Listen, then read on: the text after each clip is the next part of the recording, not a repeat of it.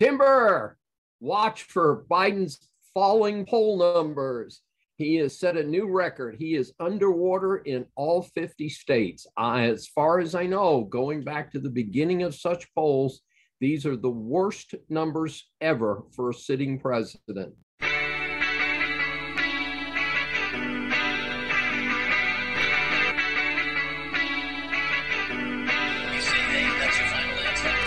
Welcome to Saving America. This is Dr. David D. Shine, and thanks for joining us for this exciting episode. And we're really focused on the interesting situation of a putrefying pile of dog waste dressed in a suit and pretending to be a president.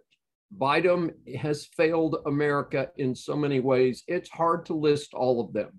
Now, what we haven't reported is that Biden's over there kissing Putin and saying, thank you, Putin, because you've taken all of my other problems off the front page. Yes, what have we heard about inflation, crime, gas prices, product shortages?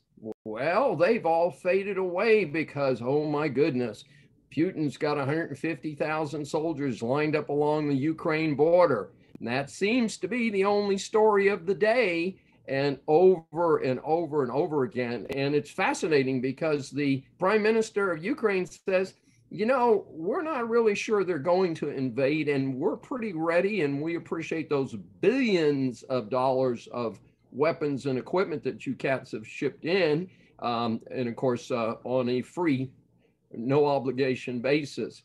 But I do think that it is very important for our Americans to do not let the eye off the ball. And I do not want to minimize the importance of Ukraine. I am one of the few conservatives out there who has said, you know what? Ukraine's important because of what we learned from World War II. You cannot allow a whack job Bond villain wannabe like Putin to run around and terrorize countries that have no stake in the deal, but are important from a philosophical and a practical standpoint. Putin must be stopped. They're not that great. They're not that powerful, but they will certainly feel empowered if they proceed. What has triggered this? It has been triggered by the weakness of Biden and his incompetent administration.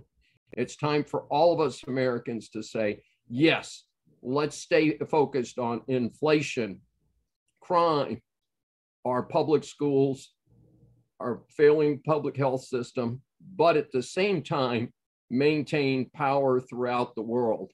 And we have no alternative but to do that. Thanks for joining us today on Saving America, and please subscribe. We appreciate seeing those subscriptions.